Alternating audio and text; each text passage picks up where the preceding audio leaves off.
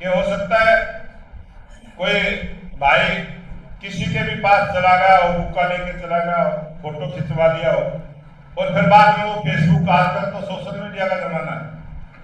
अभी मेरे को सुभाष बराला जी एक फोटो दिखा रहे थे, मैं जानता भी नहीं है यही का है कोई कार्यकर्ता करता, उसने मेरे को बुक्का दे रखा है, उसमें लिख रखा है पार्टी ज्वाइन कर ली, मैं जानता तक भी नहीं।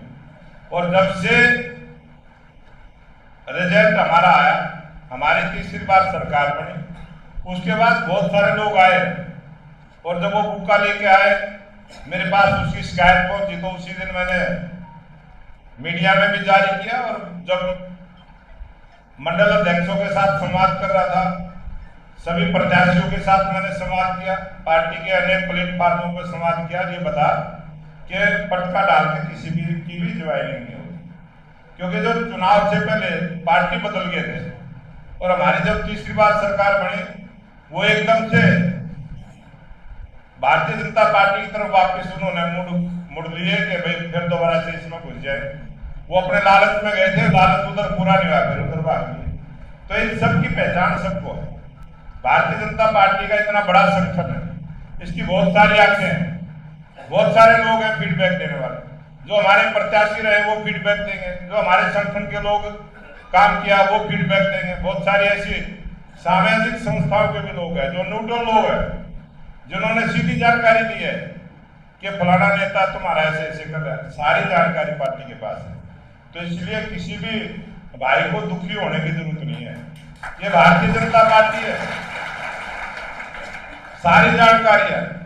लेकिन हम इस विचार के व्यक्ति हैं, हम इस प्रकार की पार्टी के संस्कारवान कार्यकर्ता हैं, हम सभी का सम्मान करते रहते हैं और सभी का सम्मान, घर आएगा तो सभी सम्मान करते हैं, घर आए होगा कोई मना कर सकता है कि भाई तुम मेरे घर में क्यों आ गए? तो ये हमारी पार्टी की परंपरा है। आप सब दुखी ना हो, किसी भी बात से दुखी ना हो, आप अपना काम करते चलो। ये बात जब मैं एक बार दिल्ली गया और ये सारी बातें हुई कि इस प्रकार का मीडिया में चल रहा है, तो मेरे को एक बड़े अधिकारी ने एक बात मेरे को सुनाई थी, वो बात मैं आप सबको सुना रहा हूँ। उन्होंने कहा कि एक तपस्वी था, वो 10-15 साल से तपस्या में बैठा था, लेकिन जो उसके चेले चपाटे थे उनकी इच्छा पूरी नहीं हो रही थी। वो चेले चपाटे कहने लगे, गुरुजी आपकी तो भगवान दर्शन नहीं देंगे, तपस्या न छोड़ दे। और वो उन चेले चपाटों की बात में आ गया, उसने अपनी तपस्या छोड़ दी। जैसे उसने अपनी तपस्या को छोड़ा, नारद मुनि प्रकट हो गए और नारद मुनि प्रकट हुए तो स्वामी जी ने कहा, जी मैं तो अपनी तपस्या छोड़ दी।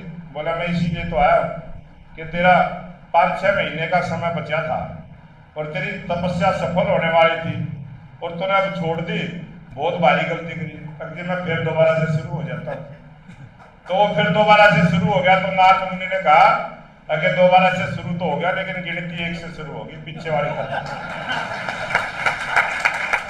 तो मैं ये सभी को बताना चाहता हूँ, ये भारतीय जनता पार्टी इस विचार की पार्टी है।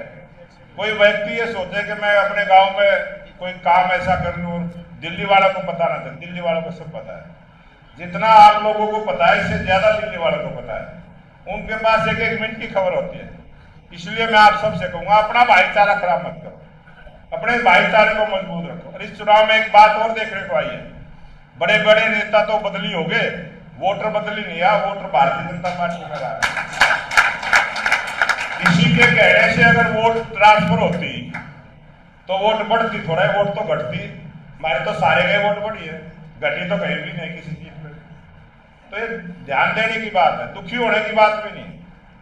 आज मतदाता इतना सियाना हो चुका है कि वो कई दफे नेता के बारे में भी सोचना शुरू कर देता कि इसने पार्टी क्यों बदली। वो कह नहीं पाता, लेकिन अपनी वोट डाल के वो अपनी संतुष्टि करता है। तो आप सब भारतीय जनता पार्टी के निष्ठावान कार्यकर्ता हैं, समझदार कार्यकर्ता हैं। सोशल मीडिया में यह ना जाए कि भारतीय जनता पार्टी में विरोध है, क्योंकि छोटी सी बात को भी कोई किसी ढंग से प्रसारित करता है, कोई किसी ढंग से।